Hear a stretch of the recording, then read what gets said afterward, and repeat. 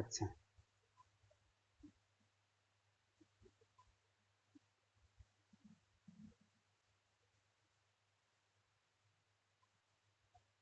আমাদের সুন্দর রেকর্ড হচ্ছে। চলো দেখো, আজ আমরা যে টপিকটা পড়বো আমাদের মোটামুটি সিডিপি সিলেবাসের খুবই একটি গুরুত্বপূর্ণ টপিক, পেঁয়াজের বা জিন্স পেঁয়াজের জ্ঞানমূলক তত্ত্ব।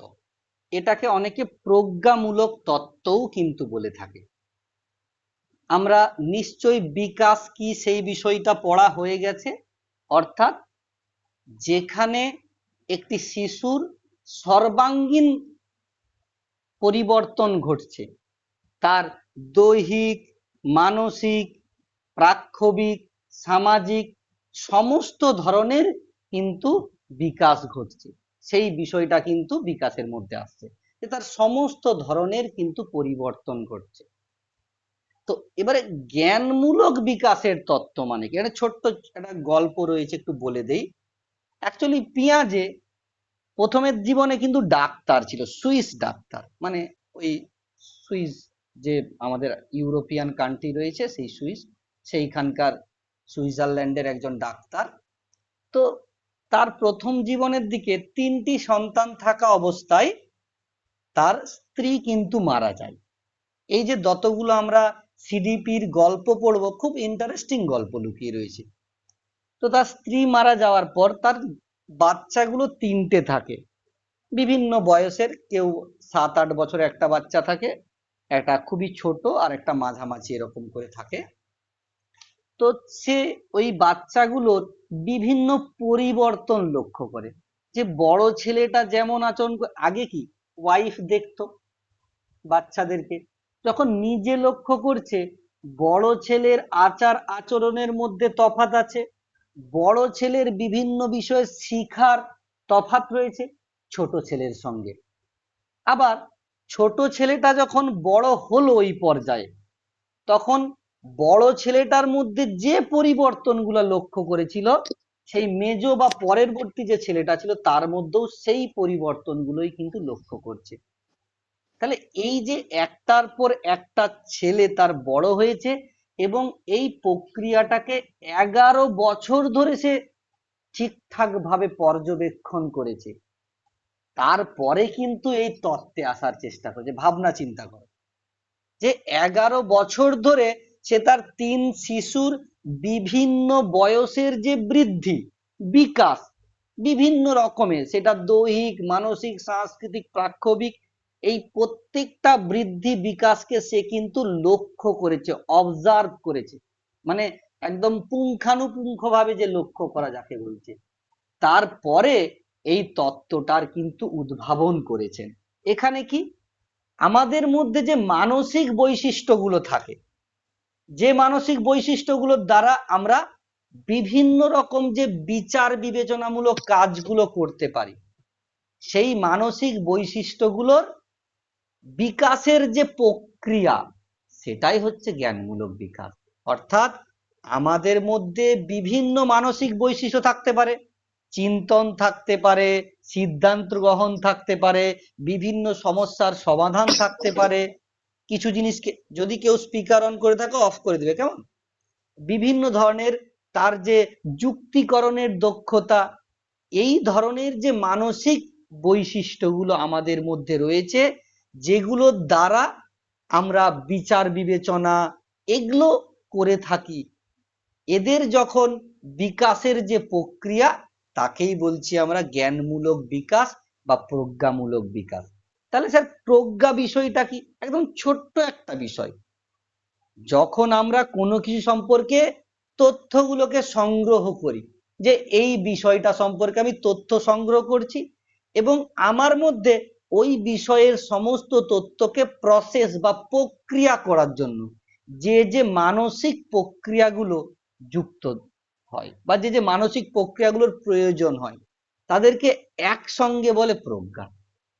আমরা যখন কোনো কিছু বিষয় সম্পর্কে তথ্য সংগ্রহ করি, সেই সংগৃহীত তথ্যকে আমরা বিভিন্নভাবে আমাদের মধ্যে প্রসেস বা প্রক্রিয়াকরণের চেষ্টা করি। এই যে চেষ্টা করার জন্য যে মানসিক প্রক্রিয়াগুলো যুক্ত হয়, তাদেরকে একত্রে বলছে প্রজ্ঞা।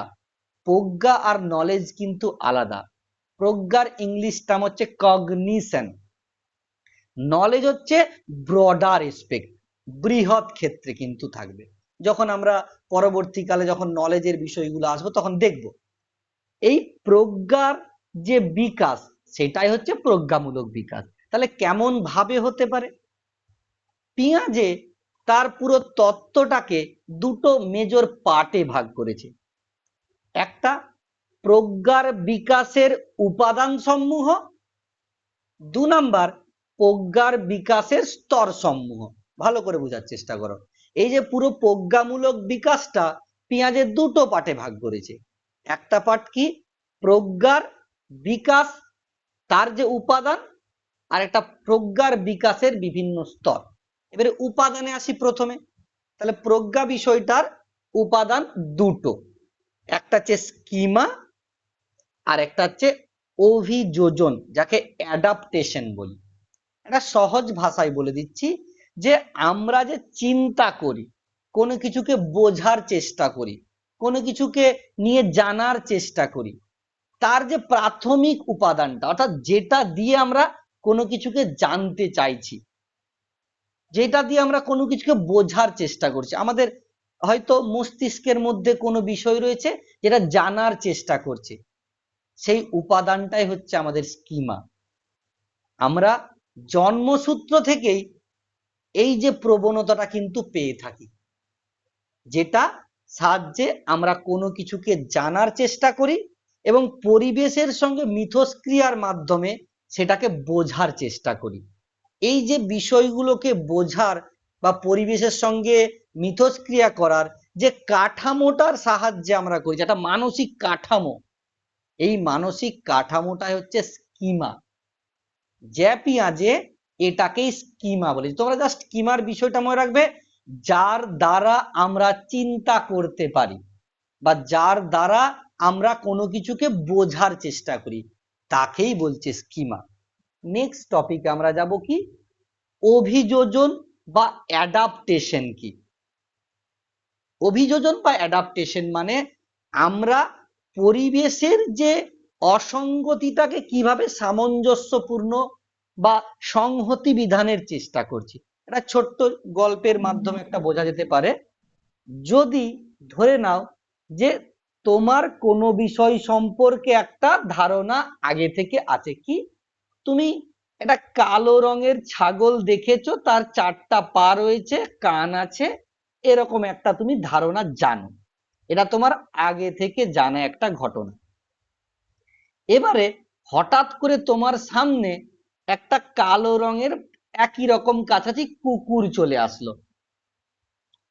তোমার প্রথমে যখন ওই মানে কুকুরটাকে দেখে যদি ছাগল মনে করে নাও তুমি, তাহলে কিন্তু তুমি তাকে অভিযোজন করার চেষ্টা করলে কোন পদ্ধতিতে? আত্মীকরণ পদ্ধতিতে। অর্থাৎ আমি তাকে আগে দেখলাম, দিয়ে আমি তাকে ভেবে নিলাম যে এটা ছাগল।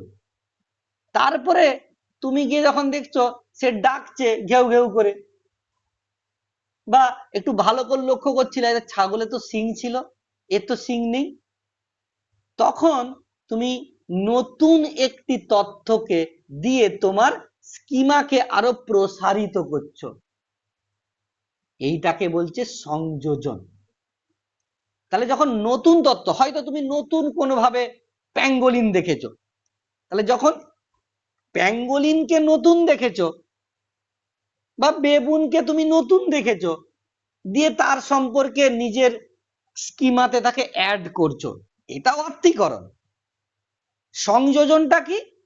যখন তুমি কোনো কিছুকে একটা দেখে ভুল করে নিয়েছো, তারপরে দেখছো হ্যাঁ আমার পুরানো স্কিমার সঙ্গে তো ম্যাচ খাচ্ছে না, এটা তো কুকুর, এটা ছাগল নয়। তাহলে এই যে নতুন একটা পর্যায়ে আসছি সংযোজন করে, এই যে দুটো প্রসেস একসঙ্গে হচ্ছে অভিযোজন।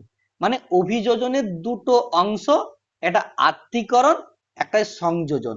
আত্মীকরণে আমরা নতুন তত্ত্বকে স্কিমার মধ্যে ঢুকাচ্ছি, আমার ওই জ্ঞানের যে জায়গা তার মধ্যে প্রবেশ করাচ্ছি।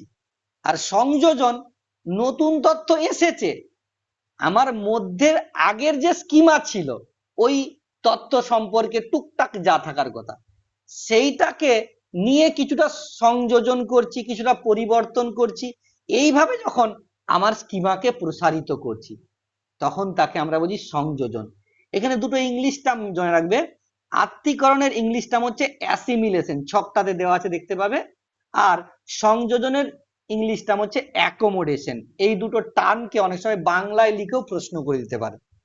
এবারে কি বিষয়টা হয়ে থাকে স্যার? তাহলে যখন আমার কোনো জানা বিষয় আমার কাছে আসছে, ধরো তোমার মধ্যে একটা নলেজ আছে, সেই নলেজের মধ্যেই যদি কোনো জানা বিষয় বা জানা একটা উদ্দীপক তোমার সামনে আসে, তাহলে স্কিমার কোনো পরিবর্তন হয় না, স্কিমা তাকে ম্যাচ করে নিল। মানে এক কথায় পুরানো তত্ত্বের সঙ্গে এটাকে ম্যাচ করে নিল, কোনো প্রবলেম নাই। যখন নতুন উদ্দীপকটা বা নতুন তত্ত্বটা পুরানোর সঙ্গে ম্যাচ করছে না, ওই যে কুকুরটাকে দেখে যখনই ঘেউ ঘেউ করে আওয়াজ করেছে তখনই আমার মাথা একটা অন্যরকম ভাবনা চিন্তা হচ্ছে, এই যে সময়টা, এটাকে বলছে কি? ভারসাম্যহীনতা। এই ভারসাম্যহীনতা থেকে আমরা ফিরে আসতে চাইছি ভারসাম্য, এটাকেই বলছে অভিযোজন। তার দুটো পদ্ধতি, একটা আত্তীকরণ, একটা সংযোজন। অর্থাৎ আমার বিদ্যমান স্কিমার সঙ্গে বা পূর্বের স্কিমার সঙ্গে নতুন উদ্দীপক যদি ম্যাচ করে যায় তাহলে আমার ভারসাম্যহীনতার কোনো জায়গা নেই। আর যদি বর্তমান স্কিমার সঙ্গে বা পূর্বের স্কিমার সঙ্গে বর্তমান স্কিমার বা বর্তমান তত্ত্বের যদি পার্থক্য থাকে তখনই আমার মধ্যে ভারসাম্যহীনতার সৃষ্টি হয়। এবং সেই ভারসাম্যহীনতা থেকে আমরা ভারসাম্যে আসার জন্য অভিযোজন করি কি? এই দুটো পদ্ধতিতে, আত্তীকরণ এবং সংযোজন। ক্লিয়ার? এর পরের টপিকে আসছি যে পেঁয়াজের এই যে জ্ঞানমূলক তত্ত্বের বিকাশের বিভিন্ন স্তরগুলো, পেঁয়াজের জ্ঞানমূলক তত্ত্বের কোন কোন স্তরগুলো রয়েছে। পেঁয়াজের জ্ঞানমূলক তত্ত্বের স্তর রয়েছে চারটা। একটাকে বলা হয় সংবেদন সঞ্চালক, সেন্সরি মোটর স্টেজ। অন্যটিকে বলি প্রাক ধারণামূলক স্তর, যেটিকে আমরা প্রি কন্ডিশনাল বলে বা প্রি অপারেশন বলে। 3 নাম্বারটিকে বলছে মূর্ত সক্রিয়তার স্তর, যেটাকে আমরা বলতে পারি কংক্রিট অপারেশনাল স্টেজ। 4 নাম্বারটিকে বলছে ফর্মাল অপারেশনাল স্টেজ বা নিয়মতান্ত্রিক বা যৌক্তিক। এই জায়গাটাই হলেও তোমরা দেখতে পারবে sensory motor, pre operational, concrete operational এবং ফর্মাল অপারেশনাল স্টেজ। এবারে এক একটি স্টেজ সম্পর্কে আমরা একটু ভালোভাবে জানার চেষ্টা করব। প্রথম যে স্তরটি, অর্থাৎ জন্ম থেকে শিশুটি যখন 2 বছরের হয়, তা নিশ্চয়ই পেঁয়াজের যখন স্ত্রী মারা যায় তার কোনো একটি শিশু, হয়তো ছোট শিশুটি 1.5 বছর বা কাছাকাছি 2 বছরের মতো ছিল, বা পরবর্তীকালে তিনি আরো লক্ষ্য করেছেন, আরো অনেক সংযোজন করার চেষ্টা করেছেন। অর্থাৎ এই সময় তিনি লক্ষ্য করছেন শিশুর শুধুমাত্র দৈহিক এবং ইন্দ্রিয় এই জিনিসগুলোকেই সে ব্যবহার করছে। অর্থাৎ তার বাকি যে বিষয়গুলো, অর্থাৎ সার্বিক বিকাশটা তখনও কিন্তু বিরাট রকম ভাবে হয়নি। ঠিক আছে, শুধু দেহের এবং ইন্দ্রিয়ের ব্যবহার সে করতে পারছে এই সময় থেকে। তো এই সময় তার 4টে কি 5টে এরকম আমরা প্রতিক্রিয়া লক্ষ্য করি এই স্তরে। একটা কি? প্রতিবর্তক ক্রিয়া, যেটাকে রিফ্লেক্ট অ্যাকশন বলি। একটা কাজকে সে কিন্তু বারবার করার চেষ্টা করে। একটা কাজকে কিরকম? জন্মের সময় তার ইন্দ্রিয় সক্রিয় হচ্ছে এবং দৈহিক ক্রিয়াকলাপ কিছু কিছু সাধারণ ক্রিয়াকলাপ থাকছে, যেমন মাকে জড়িয়ে ধরা, বা দেখবে বাচ্চাকে আঙুল দিবে, ছোট বাচ্চার বেশ ভালো লাগে না, আঙুল দিবে হাতটাকে টিপে ধরে রাখবে। তো এইগুলোকে আমরা বলি প্রতিবর্তক ক্রিয়া। অর্থাৎ সে তার ওই ইন্দ্রিয়গুলোকে সক্রিয় করে এবং কিছু দৈহিক ক্রিয়াকলাপ করে। বিশেষ করে আঙুল দিলে দেখবে এক চুষতে পারে, অথবা 2 একদম খুব শক্ত করে ধরে রাখে। এটাই হচ্ছে প্রতিবর্তক ক্রিয়া। ঠিক আছে, প্রতিবর্তক ক্রিয়া মানে সে কিছু কিছু কাজকে করছে এবং তার দৈহিক যে সঞ্চালন এই কাজগুলো বা ইন্দ্রিয়ের সক্রিয়তাকে সে কিন্তু ঠিকঠাক রাখছে। অর্থাৎ এই সময় কোনো কিছুকে বিশেষ করে আঙুলকে চোষা বা আমাদের আঙুলকে শক্ত করে আঁকড়ে ধরা। 2 নাম্বার কি, এই সময় খুব পুনরাবৃত্তিমূলক কাজ হয়, খুব হয়। ঝুনঝুনি ঝান ঝান ঝান ঝান করে সারাক্ষণ বাজাতে থাকে বাচ্চারা এই সময়, ঠিক আছে। আঙুলকে দেখবে সেই চরক চরক করে সবসময় চুষতে থাকবে, অর্থাৎ একটা কাজকে বারবার রিপিট করে থাকবে, এটাকে বলে কি সার্কুলার অ্যাকশন। এই সময় বিভিন্ন বয়সের সার্কুলার অ্যাকশন বিভিন্ন রকম হয়। যেমন 4 মাসের মধ্যে আঙুল চোষার ব্যাপারটা থাকে, 8 মাসের মধ্যে ওই ঝুনঝুনি ফুনঝুনি কিন্তু বাজানোর কিন্তু বিষয়গুলো থাকে, এবং প্রায় 18 মাসের কাছাকাছি এই যে একই সঙ্গে বাটি পড়ে গেল, আবার বাড়িটাকে ফেলে আবার শব্দ শোনার চেষ্টা করে, একটা কপাট লাগালো দুম করে আওয়াজ হলো, আবার একটু খুলে আবার লাগাবে, এইগুলো করে। বা দেখবে আমরা অনেক সময় মুখে ঢাকা দিয়ে একটা আওয়াজ করি, বাচ্চা খুব খুশি হয়ে আবার করতে বলে, কিন্তু সে অর্থাৎ সে ওইগুলো করার চেষ্টা করে। এগুলোকে আমরা বলি কি পুনরাবৃত্তিমূলক ক্রিয়া, সার্কুলার অ্যাকশন, অর্থাৎ একটা কাজকে সে বারবার করার চেষ্টা করে এই সময়, ঠিক আছে। আর কি খুব ইম্পর্টেন্ট টার্ম বললাম, বস্তুর স্থায়িত্ব সম্বন্ধে ধারণা, খুব ইম্পর্টেন্ট টার্ম, আবারও বলছি পরীক্ষার জন্য। সংবেদন সঞ্চালনমূলক স্তর বা সেন্সরি মোটর স্তরের মধ্যে অবজেক্ট পার্মানেন্স বা বস্তুর স্থায়িত্ব সম্বন্ধে যে ধারণা, এটি খুবই একটি গুরুত্বপূর্ণ টার্ম। এটা কি এই এজটাতে পরিবর্তন হয়, একদম জন্মের ঠিক কাছাকাছি সময়, মানে 1 মাস 2 মাস 3 মাস 4 মাস 5 মাস হয়তো 8 মাস, এই সময় পর্যন্ত শিশু কিন্তু কোনো বস্তুর স্থায়িত্ব সম্পর্কে জানতে পারে না। দেখবে অনেক সময় আমরা দেখেছি বাচ্চার সামনে কোনো কিছু একটা আছে, সে ছাড়িয়ে নেওয়ার পরে কাঁদে, যদি আমরা সেটাকে লুকিয়ে দিলে হুস হুস করি না, এই পালিয়ে গেছে, এই চিল নিয়ে পালিয়ে গেছে, বস্তু ওই বিষয়টা কিন্তু ভুলে যায়। সে জানে আমার সামনে যেটি আছে সেটি মানে জ্ঞাত, যেটা আমার সামনে নাই তার কোনো অস্তিত্ব নাই। তাহলে এই সময় তার সামনে থাকা বস্তুকেই সে চিনতে পারে, সেটাকে সরিয়ে নিয়ে একটু তাকে ওই খেলার ছলে একটু ঘুরিয়ে দিলেই সে কিন্তু আর বুঝতে পারবে না। এটাকেই বলি কি বস্তুর যে স্থায়িত্ব সম্বন্ধে ধারণা, যদিও এই পর্যায়ের শেষের দিকে কিছুটা মোটামুটি ঠিক হয়ে যায় এই স্তরটা, ঠিক আছে, যে মোটামুটি বস্তুর স্থায়িত্ব সম্পর্কে ধারণা জন্মে যায়। আর একদম শেষে রয়েছে কল্পনার ছলে খেলা। দেখবে এই সময় বাচ্চাদের মধ্যে পুতুল খেলা আছে, দেখবে তোমার গায়ের দিয়ে বাস চালাবে, এই কাকু রাস্তায় যাচ্ছে, বাস যাচ্ছে, বাস যাচ্ছে, আমাদের ঘরে যে শিশুটা আছে, ঠিক আছে, তারপরে হয়তো দেখা যাবে ছোট খেলনা বন্দুক নিয়ে এমন ভাবে রিয়াকশন করবে, এই গুলি মেরে দিচ্ছে, অর্থাৎ কি তারা কল্পনার ছলে খেলে এবং তারা এটাই ধারণা করে যে না এই কল্পনাটা বাস্তবেই রয়েছে, হয়তো আমাদের কাছে কল্পনা হলো, তারা সেটাকেই অনুভব করছে, ওটাকেই তারা বাস্তব বলে কিন্তু মেনে নিচ্ছে, অর্থাৎ কল্পনার ছলে খেলছে, যেটা মোটামুটি তার কাছে সত্য বলে প্রমাণিত হচ্ছে। যে কোনো জিনিস হয়তো দেখা যাবে তোমার হাত দিয়ে গাড়ি বের করছে, সে তার মাথায় থাকছে আমি ব্রিজের দিয়ে গাড়ি বের করছি, অর্থাৎ প্রত্যেকটা বিষয়কে সে খেলা যখন করে তার মনে হচ্ছে এগুলো এইভাবে এইভাবে কিন্তু ঘটে।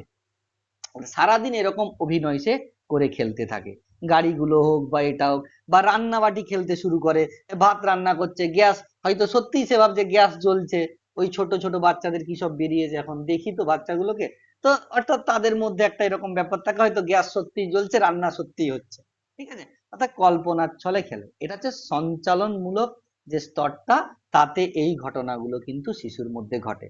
নেক্সট কি রয়েছে, প্রাক ধারণামূলক স্তর। এতে অর্থাৎ সবেমাত্র তার মধ্যে ধারণা তৈরি হচ্ছে, সবেমাত্র তার মধ্যে ধারণা তৈরি হচ্ছে, মানে ঠিক 2 থেকে 7 বছর বয়স পর্যন্ত এই স্তরে কি হয়, শিশু ভাষার ব্যবহার করতে পারে, সবচাইতে গুরুত্বপূর্ণ জায়গা। এবারে শিশু কথা বলতে পারছে, সে বিভিন্ন বিষয়, এই যে বাইরের জগতেরও যে অস্তিত্ব আছে এই জায়গায় সে বুঝতে পারছে। অনেক সময় মায়েরা চলে গেলে শিশুরা কান্না করতো না, এই সময় কিন্তু বুঝতে পারে যে মা গেছে কোথাও, আসবে, অর্থাৎ সে আস্তে আস্তে বাইরের জগতেরও অস্তিত্ব কিন্তু বুঝতে পারে। এই শিশু বিভিন্ন রকম বিলম্বিত অনুকরণ, রূপক অভিনয় এই পর্যায়ে কিন্তু করে। ঠিক আছে, তো এই পর্যায়ে যে যে ঘটনাগুলো ঘটে তার মধ্যে সবচাইতে গুরুত্বপূর্ণ হচ্ছে কি সাংকেতিক চিহ্নের ব্যবহারকে সে সংকেতকে নিয়ে ভাবতে পারে, সংকেতমূলক বিভিন্ন বিষয়গুলো, সেগুলো সংকেত হতে পারে, ভাষা হতে পারে, এই বিষয়গুলো কিন্তু শেখে। আর বিলম্বিত অনুকরণ বলতে অর্থাৎ শিশু কোনো কিছু পর্যবেক্ষণ করে কিছু সময় পরে সেটিকে আবার করার চেষ্টা করে। হয়তো দেখা গেল বাবা কোনো কিছু একটা কাজ করছে, সেই কাজটাকে দেখার পরে শিশু আবার সেই কাজটাকে নিজে করার চেষ্টা করে। একই রকম বাবার জুতো পরে নেই, দেখবে পায়ে এক হাত ফাঁকা রয়েছে, হয়তো এতটুকু পায়ে এক হাত ফাঁকা রয়েছে, কিন্তু ওই বাচ্চার জুতো পরে সে কিন্তু ওই বাচ্চারা সেই জুতো পরে সারাক্ষণ চলবে কেন? ওই যে বাবা পড়ছে, কাকু পড়ছে, তাকে দেখে শিখছে। অর্থাৎ বড়দের কোনো ক্রিয়াকলাপকে দেখে সে কিন্তু সেটাকে অনুকরণ করার চেষ্টা করে, একই রকম ভাবে চেষ্টা করছে। তারপরে যে বিষয়টা রয়েছে সর্বপ্রাণবাদ, খুব ইম্পর্টেন্ট টার্ম। যারা যদি বলো যদি প্রশ্ন সেট হয় এখান থেকেই হতে পারে, হয় আত্মকেন্দ্রিক চিন্তন অথবা সর্বপ্রাণবাদ। অর্থাৎ এই সময়ে শিশু মনে করে সব কিছুরই প্রাণ রয়েছে। মনে করো আমিও খুব দেখি, লক্ষ্য করি, মজা লাগে খুব। ছোট বাচ্চা পড়ে গেছে, ওই 2 থেকে 7 বছরের, তুমি দেওয়ালটাকে ধুমধুম করে দুটো মেরে দিলে, দেখ মেরে দিয়েছি, সে কিন্তু কান্না বন্ধ করে দেয়। একটা খুব মানে কৌতূহলী হয়ে যায় তখন। এগুলো যখন পড়ছি বা আগে পড়েছিলাম তখন জানতে পারছি যে না এগুলো সত্যিই তো, বয়সের সঙ্গে সঙ্গে এটা নতুন করে ভাবার কিছুই নেই। অর্থাৎ এই সময় শিশুরা মনে করে সমস্ত কিছুর প্রাণ রয়েছে। সেটা দেওয়াল হতে পারে, অনেক সময় দেখবে বাড়ির মধ্যে যখন মাটির যাদের বাড়ি ছিল চৌকাঠ ছিল, সেই চৌকাঠ ডিঙাতে গিয়ে বাচ্চা যদি পড়ে যায়, অনেক সময় চৌকাঠ ধুমধুম করে দুটো মেরে দিয়ে বললো দেখ মেরে দিয়েছি, আর কাঁদতে হবে না, তখন কিন্তু বাচ্চা কান্না কিন্তু বন্ধ করে। অর্থাৎ সে মনে করে পৃথিবীর সমস্ত জীব জড় প্রত্যেকেরই প্রাণ আছে। এই বিষয়টাকেই কিন্তু অ্যানিমিস্টিক যে ধারণা বলা হয়। এরপরে কি আছে? আত্মকেন্দ্রিক চিন্তন, খুব ইম্পর্টেন্ট এর একটি জায়গা, সর্বপ্রাণবাদ এবং আত্মকেন্দ্রিক চিন্তন। আত্মকেন্দ্রিক চিন্তন মানে আমি লক্ষ্য করেছি আমাকে বলছে যে কাকু জানো আজকে আমার এই স্কুলে এটা হয়েছিল, তুমি জানোনি তাকে?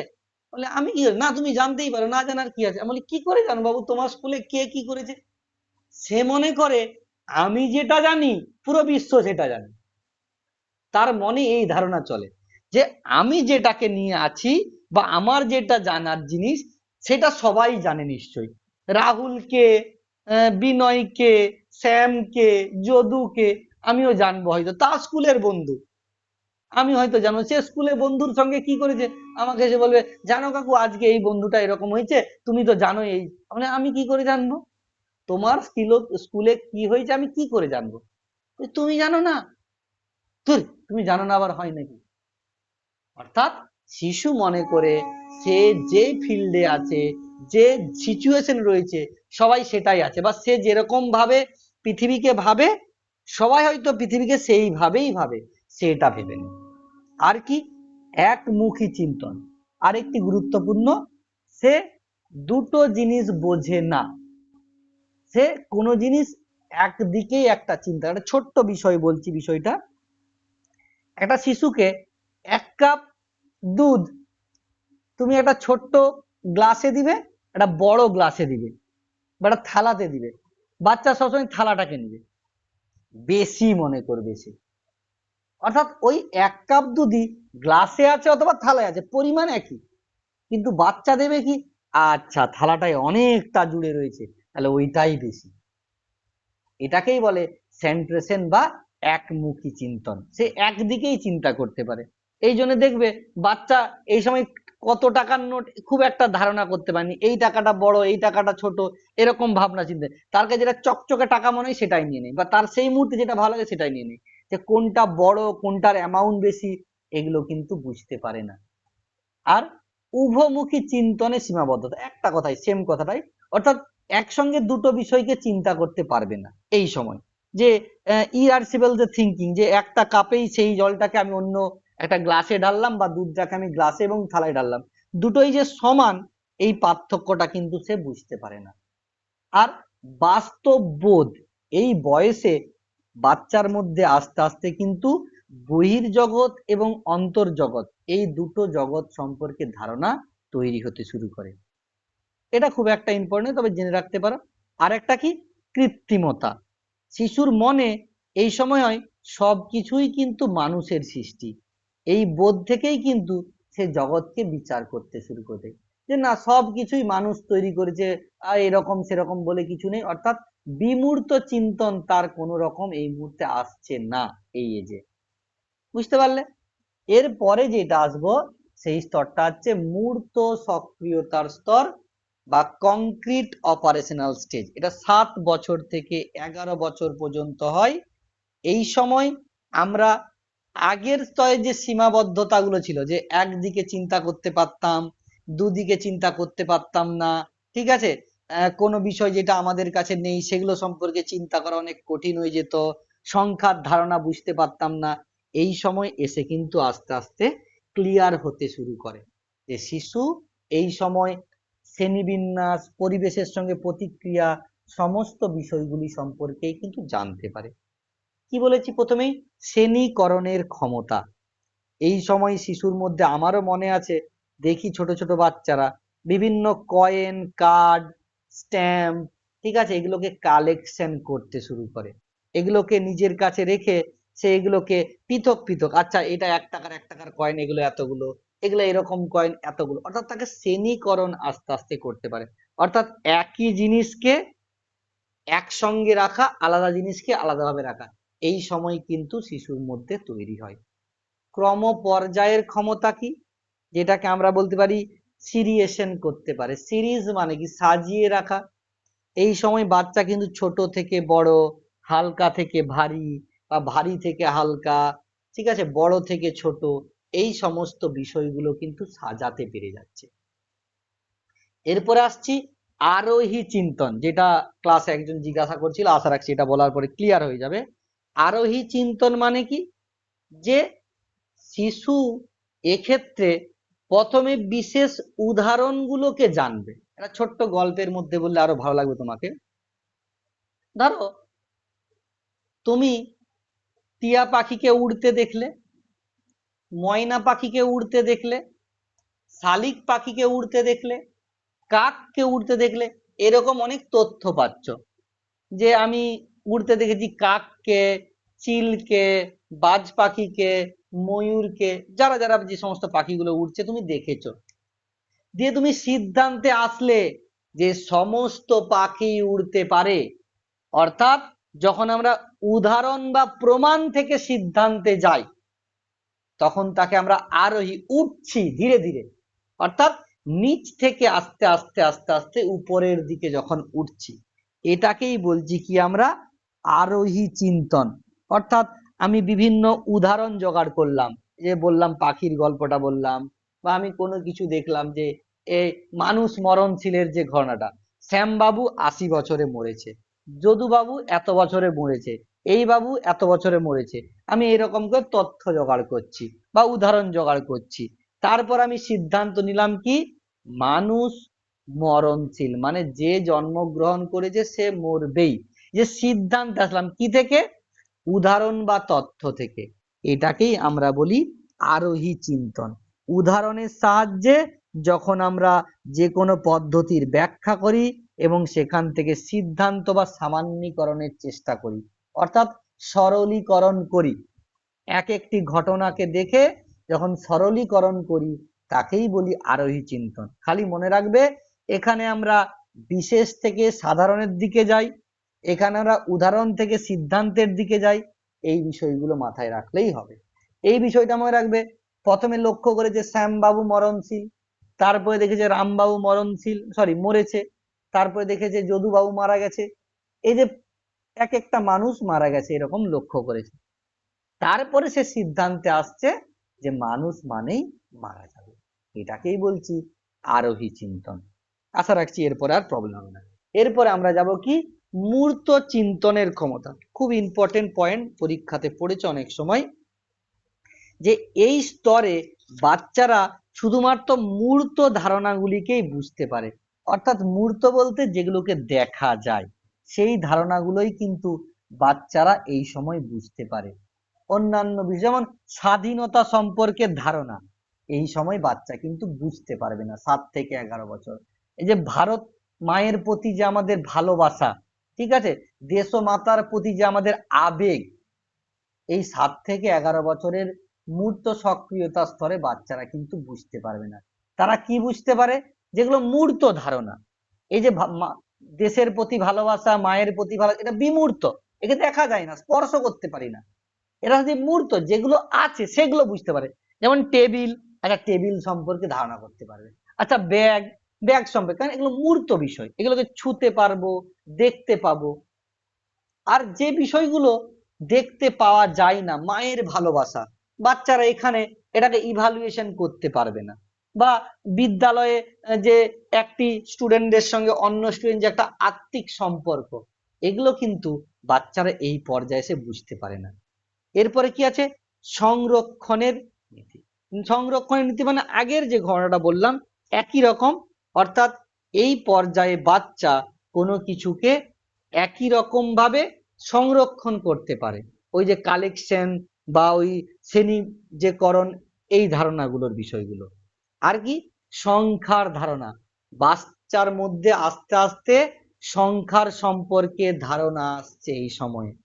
যে প্রত্যেকটা বিষয়ের ক্ষেত্রে যে সংখ্যা 1 2 3 4, আমরা যে সংখ্যাগুলো বা 1 2 3 4, এর ধারণাগুলো আসতে শুরু করছে। যে এটা বড়, এটা ছোট, এটা এরকম, এইরকম গুলো কিন্তু আসতে শুরু করে। সংখ্যার ধারণা খুব ইম্পর্টেন্ট। ভালোভাবে কি পড়বো? আরোহী চিন্তন, মূর্ত চিন্তন, বিমূর্ত চিন্তনের অক্ষমতা আর সংখ্যার ধারণা, এই পয়েন্টগুলোকে এই স্তরে ভালো করে পড়বো। একদম 4 নম্বর স্তর, 18 বছর বয়স পর্যন্ত কি রয়েছে?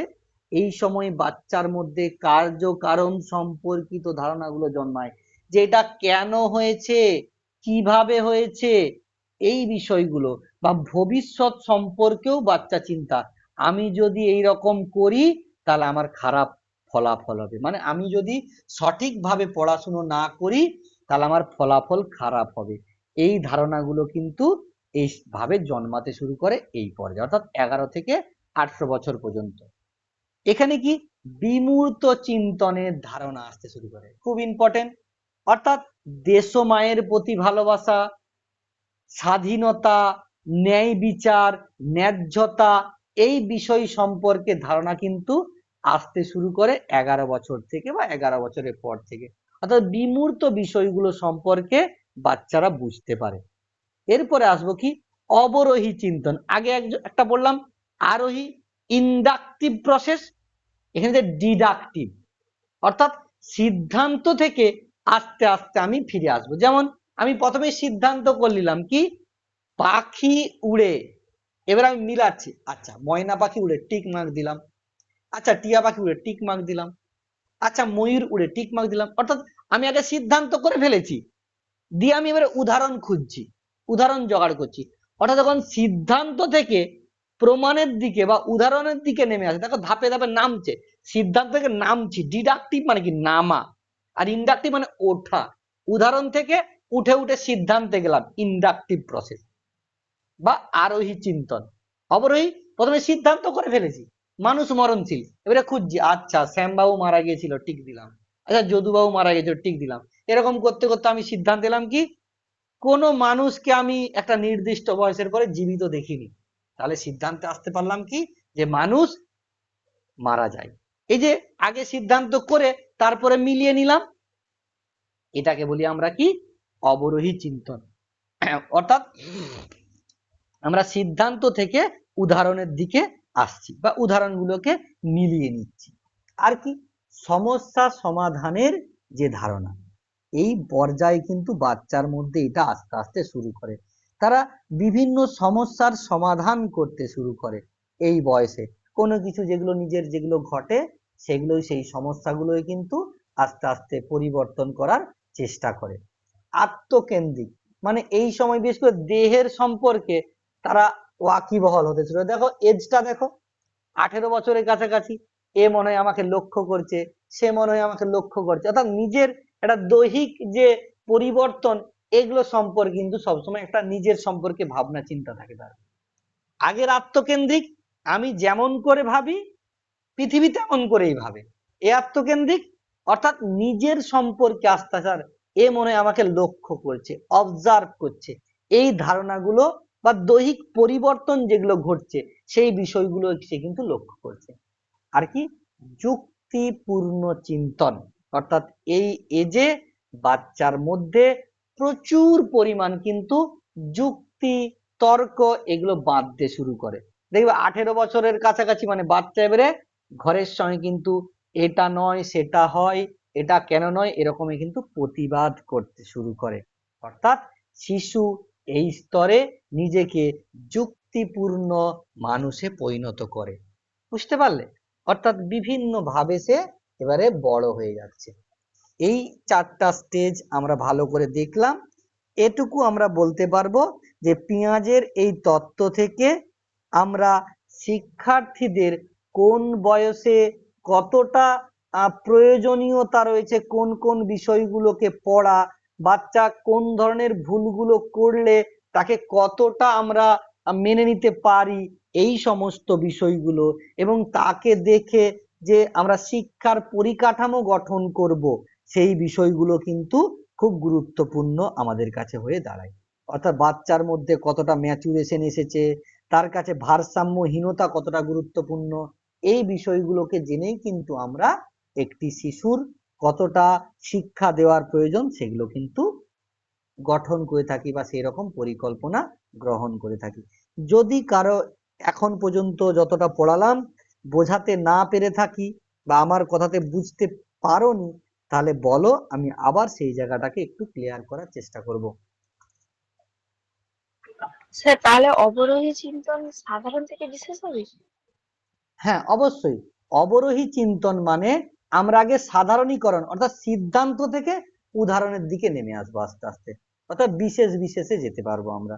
তবে একই রকম পুরোপুরি যে সাধারণ থেকে বিশেষ এইটা না বলার থেকে সবচাইতে ভালো উচিত কি আমরা এই পর্যায়ে সিদ্ধান্ত থেকে আমরা উদাহরণের দিকে আসবো। অবশ্যই সেটা সাধারণ থেকে বিশেষকেই বলে, আমিও বলছি বলে, কিন্তু তারপরেও আমরা এই টার্মটা মনে রাখবো, কারণ আমাকে সেই প্রশ্ন থেকে এই প্রশ্নটা করে বেশি যে এখানে সিদ্ধান্ত থেকে উদাহরণ বা প্রমাণের দিকে আসা হয়ে থাকে।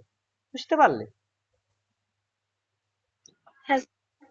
আচ্ছা, আর যদি কারো কোনো বিষয় সম্পর্কে কিছু জানার ইচ্ছা থাকে বলো, নাহলে আমরা অনেকগুলো প্রশ্ন আছে আলোচনা করতে হবে। চলো আমরা তাহলে প্রশ্নগুলোতে যাই। দেখো প্রথম প্রশ্নই দেখো আজকের পড়া থেকেই কিন্তু আছে, শিশুর গণিত শিক্ষণ বা শিখন নির্ভর করে পরিণমনের ওপর, বৌদ্ধিক ক্ষমতার ওপর, আগ্রহের ওপর এবং স্থানিক যৌক্তিক বিকাশের ওপর। একটি শিশুর যে অঙ্কের শিখন, এই যে সংখ্যার ধারণা বলছিলাম না, তাহলে কিসের ওপর গো? আজকে তত্ত্বটা কি তত্ত্ব পড়লাম আমরা? আজকের তত্ত্বটা না স্থানিক কিন্তু নয়, প্রজ্ঞামূলক তত্ত্ব মানে বৌদ্ধিক ক্ষমতার উপর নির্ভর করে। একটি শিশুর যে গণিত শিখনের দক্ষতা বা গণিত শিখন নির্ভর করে তার প্রজ্ঞার উপর। প্রজ্ঞা মানে তার বৌদ্ধিক ক্ষমতা, ঠিক আছে, স্থানিক যৌক্তিক নয়। স্থানিক যৌক্তিকের সঙ্গে গণিতের ব্যাপারটা কিন্তু আসে না, যদিও পুরো বৌদ্ধিক ক্ষমতাটা ছোট্ট পাঠের মধ্যে হতে পারে, কিন্তু এখানে বৌদ্ধিক ক্ষমতার উপরেই কিন্তু গণিতের শিখন নির্ভর করে। মানে এক কথায় পেঁয়াজের তত্ত্বের আজকে এইটা তার প্রথম প্রশ্ন, তারা কিন্তু ঘুরিয়ে দিয়েছে। অনেকের মধ্যে অপশন চলে আসবে হয়তো ডি করা উচিত, কেউ বলে না না স্যার সি করা উচিত, কারণ আগ্রহ আছে, গণিত শিখতে গেলে আগ্রহ না, তার বৌদ্ধিক ক্ষমতা কতটা, তার প্রজ্ঞামূলক বিকাশ কতটা হয়েছে, তার উপর নির্ভর করে কিন্তু গণিত শিখন। তারপরে দেখো রয়েছে কোন সৃজনশীলতার সঙ্গে কোনটি সৃজনশীলতার সঙ্গে সম্পর্কিত নয়? দ্রুত চিন্তা করতে পারা, না অসম্ভব বিষয়ে মধ্যে সম্পর্ক লক্ষ্য করা, না এটাও সৃজনশীলতার মধ্যেই পড়ে, একটানা পরিশ্রম করা, এটা নিয়ে একটু ভাবতে হবে, বিচিত্র উপায়ে সমস্যার সমাধান। দেখো এ বি এবং সি এগুলো কিন্তু একটা বৌদ্ধিক ব্যাপার, অর্থাৎ একটা সৃজনশীলতার একটু ব্যাপার রয়েছে, কিন্তু একটানা পরিশ্রম করা একটা দৈহিক ব্যাপার, এখানে সৃজনশীলতার কোনো ব্যাপার নেই।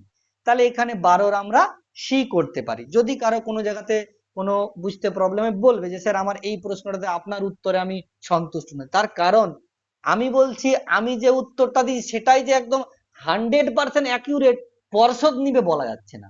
আমি বইগুলো থেকে যেগুলোকে সত্য বলে প্রমাণ করছে বা আমি বোঝার পরে মনে হচ্ছে এটাই হওয়া উচিত এটাই, কারণ আমরা এসএসসি দিয়েছি, আমরা যেটাকে মনে করছি নয়, আমরা 50টা 60টা তথ্য দিয়ে সরকারকে বুঝাচ্ছি, সরকার তাও বুঝছে না আছে। তো একই রকম কিন্তু এডুকেশন এমনই একটা বিষয় যে তুমি যাই হোক না কেন এখানে সরকার যে উত্তরটা নিবে সেটাই ঠিক, কিন্তু এখানে আমরা দেখলাম যে একটানা পরিশ্রম করে এটা সৃজনশীলতার সঙ্গে কোনো সম্পর্ক নেই, সরকার এটাকেই নিবে। নেক্সট আমরা যাচ্ছি, শিক্ষার্থীর শিখনের জন্য কতটা প্রস্তুত আমরা কিভাবে জানবো? একটা শিক্ষার্থী তোমার কাছে শিখতে চাইছে, সেটা তুমি কিভাবে বুঝবে কতটা শিখতে চাইছে? তার স্বতঃস্ফূর্ত আগ্রহ, আচ্ছা এটা নিয়ে ভাবা যেতে পারে। শিক্ষকের প্রশ্নের সঠিক উত্তর দান, না এটা সেরকম ভাবে দেখবো না। শিক্ষককে নোট দিতে অনুরোধ, এটা তো একদমই না। গৃহ কীর্তন নিয়মিত করা, এটা তো কখনোই না। শিক্ষার্থীকে শিখনের জন্য প্রস্তুত কতটা বোঝার জন্য একমাত্র অপশন আমরা বলতে পারি সে তার আগ্রহ কতটা রয়েছে, স্বতঃস্ফূর্ত ভাবে যদি আগ্রহী হয় তবেই কিন্তু আমরা তাকে করতে পারবো, তবেই তখন আমরা তাকে শিখন দিতে পারবো ঠিকভাবে। তাহলে এখানে আমরা এ অপশনে যাব।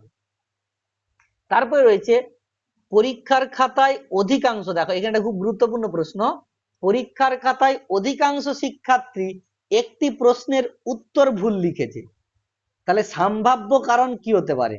তারা ক্লাসে মনোযোগ দেয়নি, বাড়িতে বিষয়টি পড়েনি, প্রশ্নের ভাষা ঠিক নয়, শিক্ষক বলেননি যে বিষয়টি গুরুত্বপূর্ণ।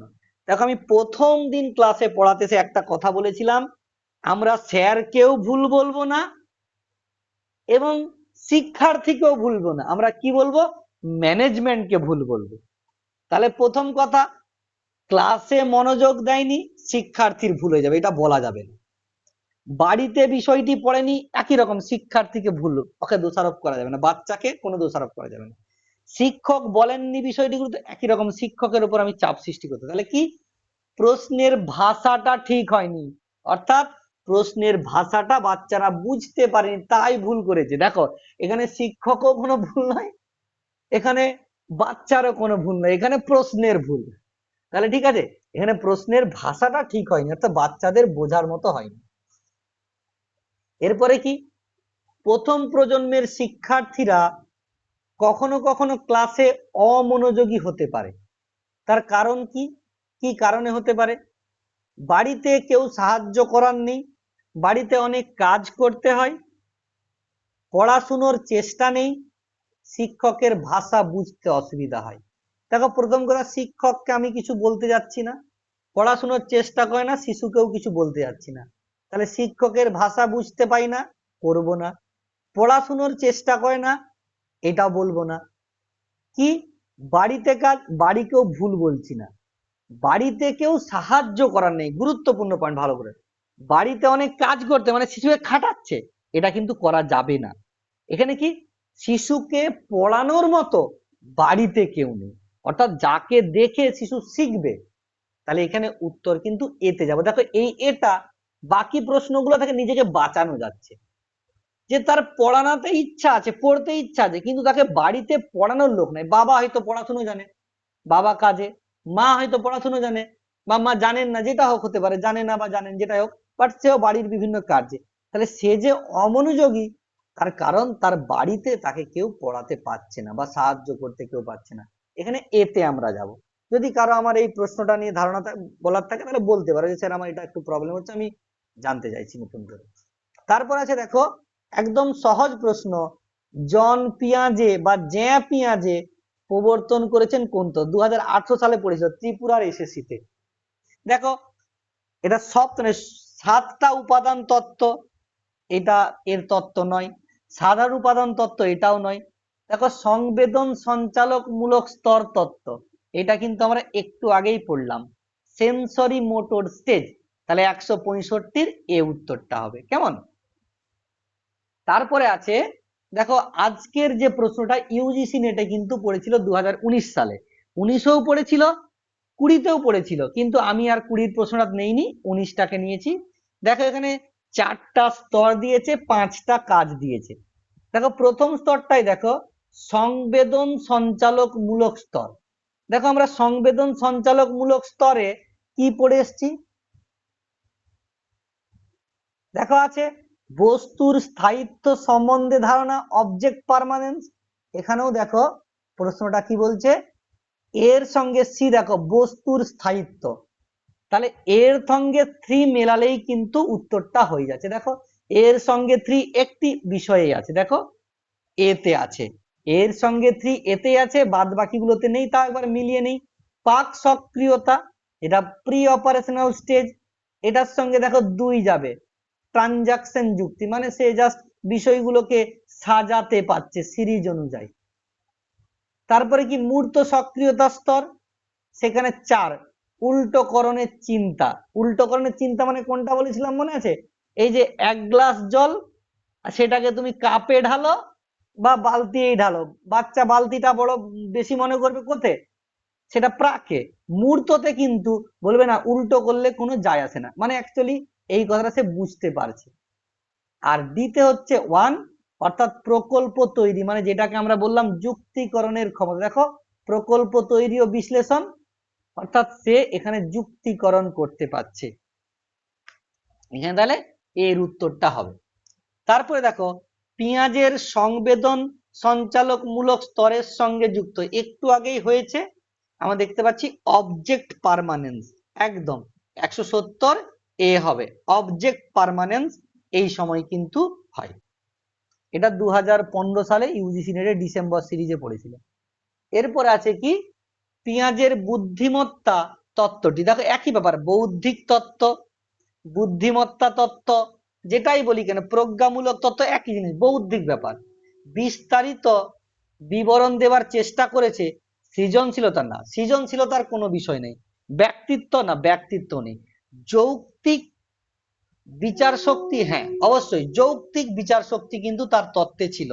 4 নাম্বার তত্ত্ব ফর্মাল অপারেশনাল স্টেজে কিন্তু যৌক্তিক বিচার ছিল, এটা ত্রিপুরা এসএসসি 2018 সালে পড়েছে যে যৌক্তিক বিচার ক্ষমতা, এটা কিন্তু এর তত্ত্বে ছিল। আর লাস্ট প্রশ্ন যেটা আছে, পেঁয়াজের মতে শিশুর মধ্যে বিমূর্ত চিন্তা শুরু হয়। দেখো আবার আমরা সেই স্টেজে চলে আসছি, বিমূর্ত চিন্তা কোথায় আছে, দেখো যৌক্তিক সক্রিয়তা স্তর, দেখো লেখা আছে বিমূর্ত চিন্তন, তাহলে এই প্রশ্নের উত্তরটা কি হবে, নিশ্চয়ই পারবো, শিশুর মধ্যে বিমূর্ত চিন্তা, তাহলে এক্ষেত্রে করো বাস্তব সক্রিয়তা স্তরে, অর্থাৎ ডি 4 নাম্বার স্তরে, একে ফর্মাল বলতে পারি, বাস্তব বলতে পারি, যৌক্তিক সক্রিয়তা স্তর বলতে পারি, বিভিন্ন রকমই আমরা বলে থাকি। তাহলে 167 নাম্বার প্রশ্নের উত্তর কিন্তু কিন্তু ডি। বলো, অবশ্যই বলো। স্যার কংক্রিট কংক্রিট থেকে শুরু হয়ে যায় তো, না, আমি কিন্তু মূর্ত কংক্রিট বলিনি, স্তর আমি কিংবা বিমূর্ত বলছি। দেখো আমি কিন্তু, আমি আবার সেই ইসে যাচ্ছি, দেখো এখানে ভালো করে দেখো, মূর্ত চিন্তন সক্ষমতা রয়েছে, অর্থাৎ পারে, কিন্তু বিমূর্ত চিন্তনের অক্ষমতা, ভালো করে পড়ে দেখো, বিমূর্ত চিন্তনের অক্ষমতা রয়েছে, অর্থাৎ বিমূর্ত চিন্তন করতে পারে না। বললাম যে হ্যাঁ স্যার। ভালোবাসা, তারপরে দেশের প্রতি স্বাধীনতা, ঠিক আছে, এই যে বিষয়গুলো রয়েছে এগুলো কিন্তু তারা বুঝতে পারে না। তারা বুঝতে পারে কি, বললাম টেবিল দেখেছে বুঝতে পারে, যেগুলোকে স্পর্শ করতে পারবো, দেখতে পারবো।